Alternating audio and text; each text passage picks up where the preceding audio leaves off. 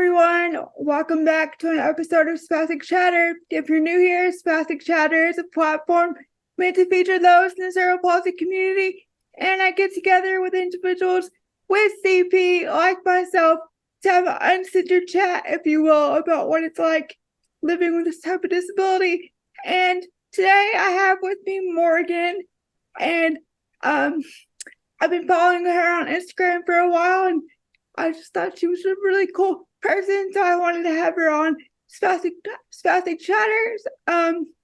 She's sort of getting started in her disability influencer life per se. So I'm excited to chat with her, and I'll let you introduce yourself, Morgan, and then we'll get on to the conversation. Perfect. Hi, I'm Morgan. I go by the pseudonym on Instagram as your hot disabled bestie. I have been life coaching for just over a year. I have a background in PR and communications, and my master's is in hospitality management. I have done work with all kinds of nonprofits and cerebral palsy related things for a majority of my life, in my entire childhood.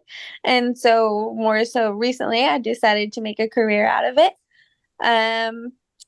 Yeah, so that's pretty much my whole bio life story right then and there. Awesome. So from life coach to hospitality management, that's like a very those are two very different things. So what made you want to like change like your career path in a sense from like hospitality to like life coaching? Well, it sounds like a big jump, but I personally feel like it's not so much of a big jump. That was just like the sector that I worked in. I've always been in like customer service type roles, and I was very passionate about being disabled and working in hospitality. So when I thought about all the different things that I could apply my life resources to as an adult after doing undergrad, and working in public relations, that was an area, a subset where I felt comfortable voicing my opinions.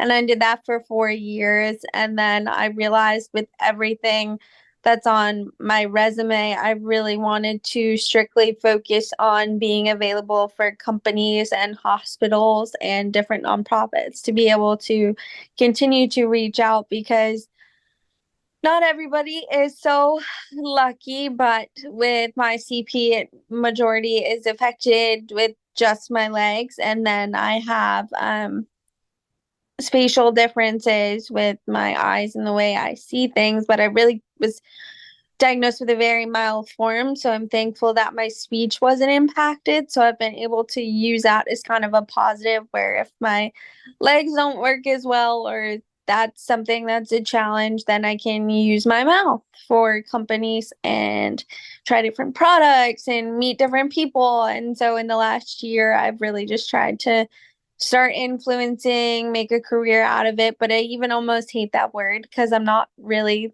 like big yet. But my hope is to just, again, like you, be a resource, especially for people who are entering adulthood. For me, that's definitely a subset that was important to me as well.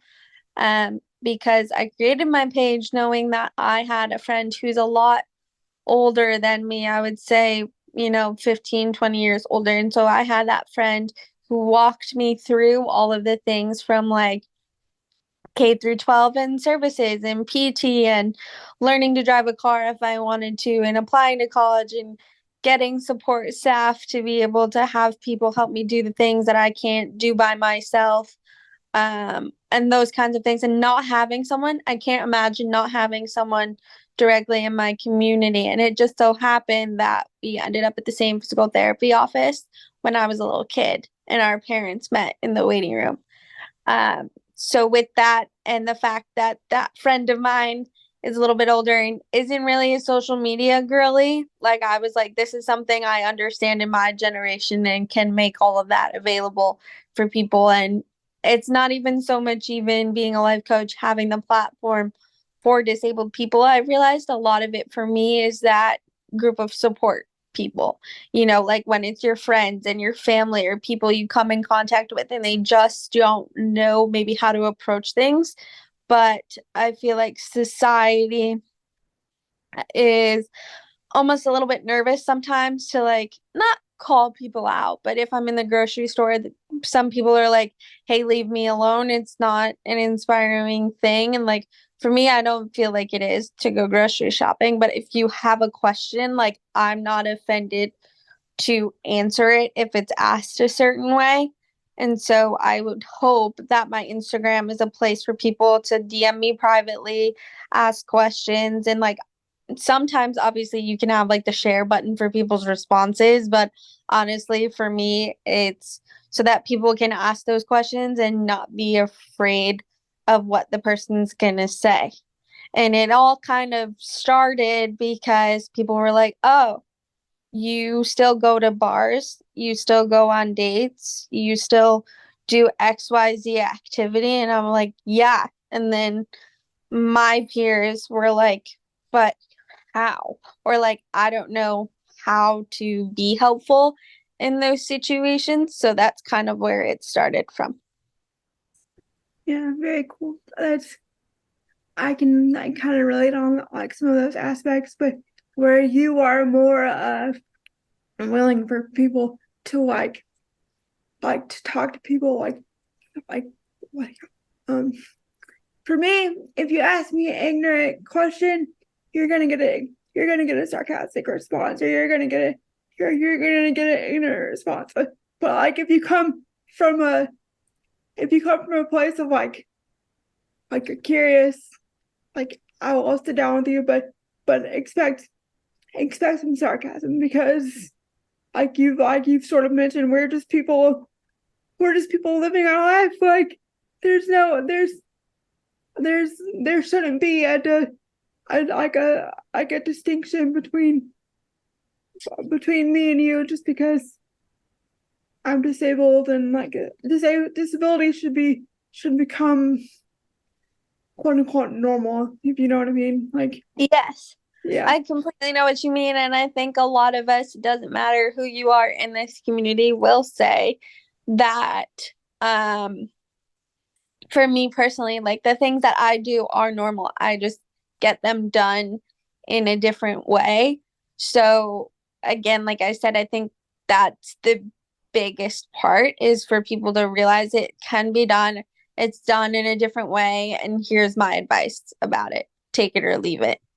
That doesn't mean that I'm not exactly like you in a sense that if something happens and I don't like how somebody's asked me, like I'll come back with a comment, but I try to give people the benefit of the doubt that I think a lot of people are just in their head about it too. Like, I don't want to disturb them, or I like want my kid to know that it like this is totally normal and like how to approach it so it's not like finger pointing, but then like a little kid knows what to say, do, how to help, be a part of it. And I've noticed that because I don't have children of my own yet, but I have nieces and nephews, and they're at an age where they're just like curious about it more. Like, why can't Auntie Momo run down the stairs? Why can't we do XYZ? They love that I have a scooter at my disposal when I need to like go somewhere long distance, but they don't really get it. And so like when those questions come in, even with them, I've realized that my siblings' kids are more compassionate human beings because they're exposed to it from the jump. Well, So things like that. there's also a difference between a kid making those comments, and a grown adult asking. Like there's a fine line where it comes when it comes to people just asking random questions when you're out in public. But Yeah.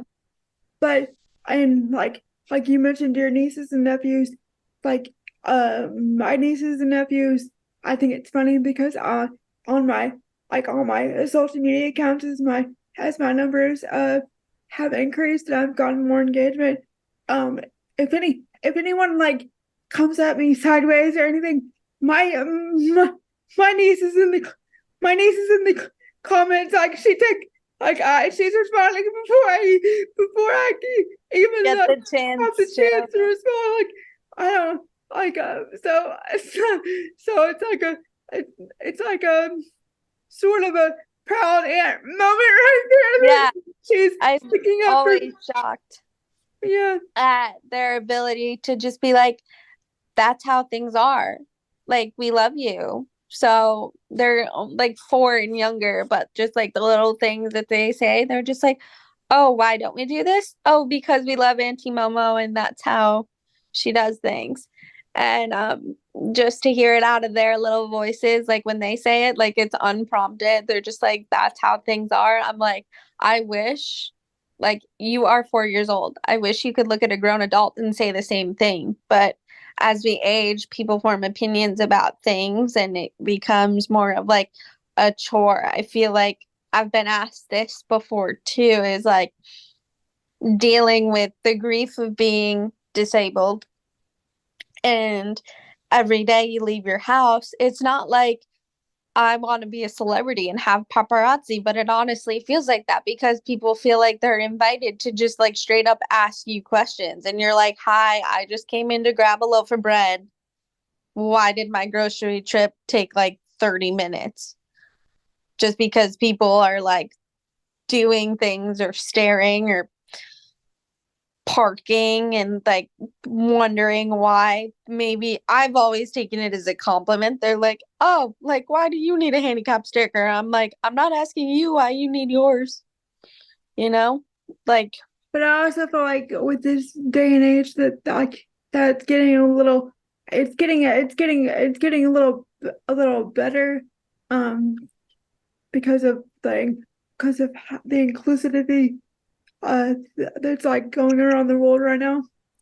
Because I grew up I was born in the 90s, so like it's definitely changed, I would say, for the better over the years. But I'm curious, or I'm sure that there's some people that are watching.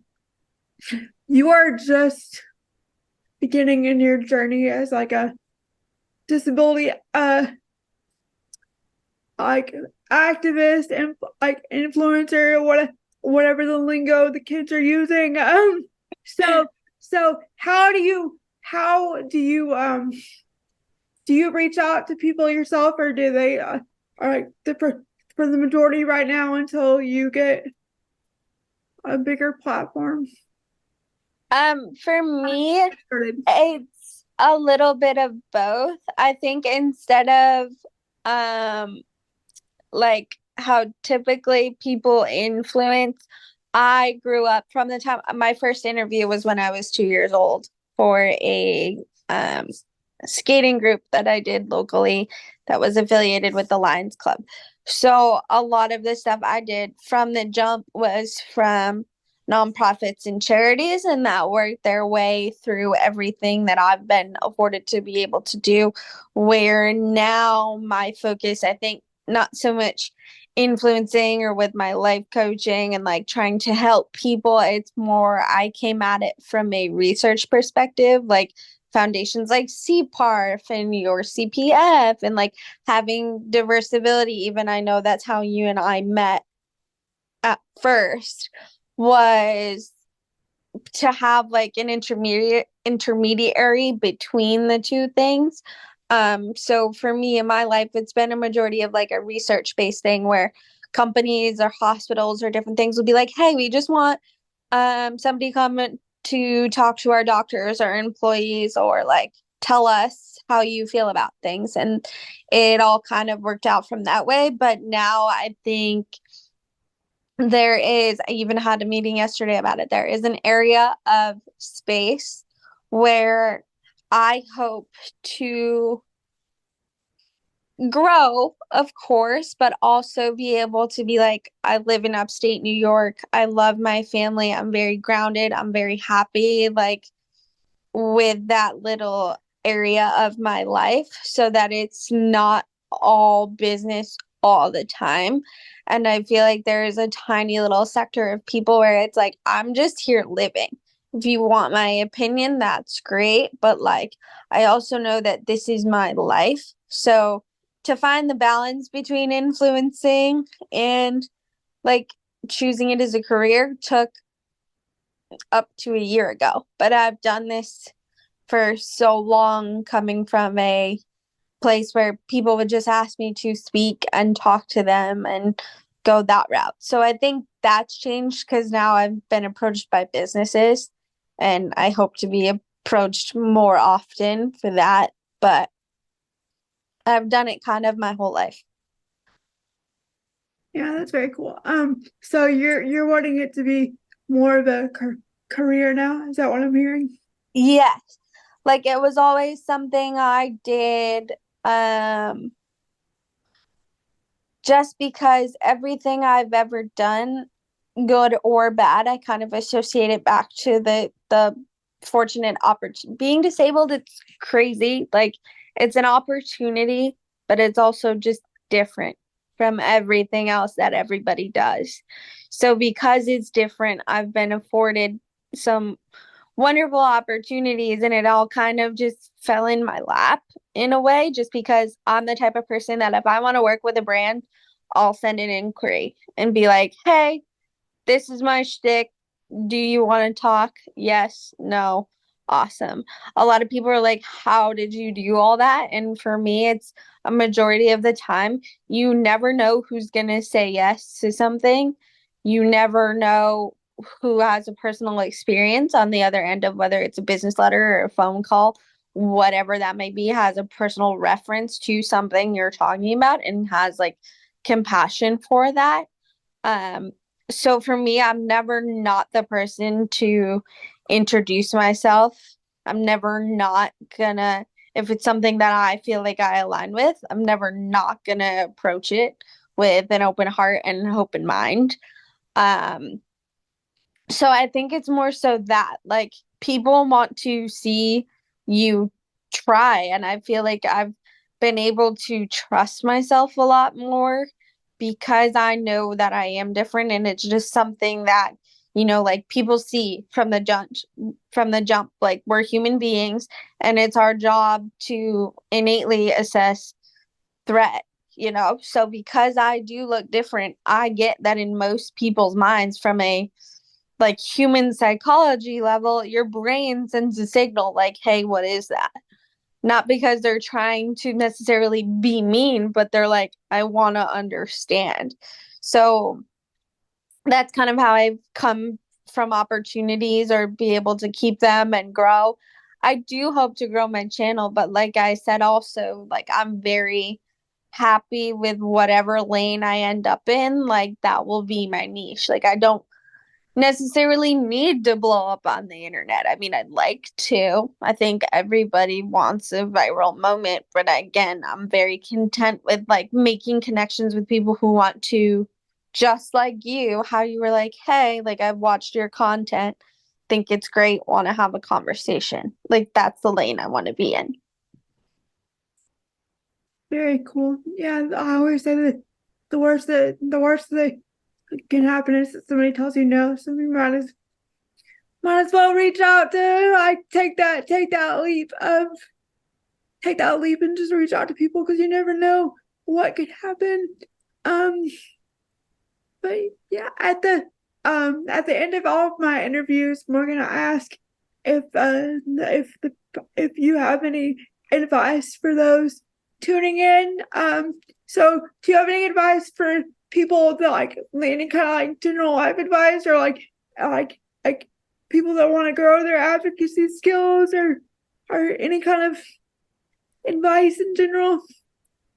I think it's important to be yourself and be authentic. I think it's again in the last year taken me some time, not just because of maybe my environment or things around me, but realizing that, the things that are meant for you because of the cards you're dealt are meant for you to show other people how to do those things. So I've really learned to, being 29, I've learned to trust myself for the first time in the last year and just truly believe that what is innately in me and my discernment is truly mine. And I think it's tough in the culture and society that we live in now because you have such instant gratification, but I've really taken the time to get to know myself. And I think knowing myself on a personal level and the things that I agree with and will agree to has changed my perspective on life from going about it in a sense where you and I both know it's not like it's getting any worse, but it could always be better. But you kind of just have to live with it. And so, living fully with it like that, you have to learn to trust yourself. So, I would say anybody out there in their advocacy journey or like CP and fear kind of go hand in hand. Like the way that our bodies are hardwired, I feel like a lot of us, there's like a certain percentage of us that have like anxiety and sleep problems. Like the list could go on. So I feel like trusting myself was the biggest lesson I learned, and it's okay to feel like your walls are up and like everything's on red alert, and that's like who you are as a person. But to come back home to yourself and be like, nope, if I want to go like be a zoologist, I'm gonna go do that. I don't want to do that. That was just an example. Like whatever people's goals and dreams are, like figure it out. Find a way to do exactly what you have your heart set on, and don't let somebody tell you you can't, just because whether it's a doctor, parents, friends, whatever. If somebody has it, it's them saying, "Oh, I don't think you should do that because you have CP or whatever." That's just because they've been given a blueprint or have some type of research knowledge for you to be, like assess your risk and be like, "Oh, this might be challenging," but it doesn't mean not to do it. And I spent upwards like until I was 27 in a very small box being like, okay, they told me not to run, so I'm not going to do that. I can't jump. They're not going to let me do that. I knew I wanted to get a degree. I knew I wanted my master's, but it's like all of those times I hesitated with every decision that I made. Even becoming a life coach, I was like, do I need a degree for this? And my business advisor truly was like, no, your life experience is enough. And so, even moments like that, where it's like the experiences that I've had, that is enough to connect with people. Eventually, like you'll make connections wherever you go with however your CP is. You'll meet people, you'll meet the love of your life, whatever kind of love that is. You'll have your goals, you'll have your dreams, and you'll be able to do it.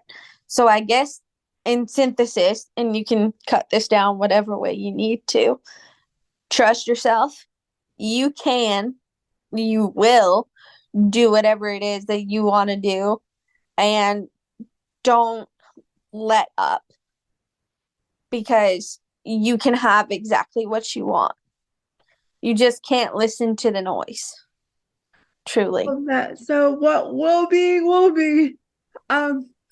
Again, thank you, Morgan, for agreeing to be on an episode of Spastic Chatter. I enjoyed talking with you and hearing your perspective. We just lightly hit on different topics. We can talk for hours, but again, thank you, and uh, I will I will leave Morgan's social media links so those of you watching and listening can follow her and check back frequently for another episode of Spastic Chatter. Thanks. Bye.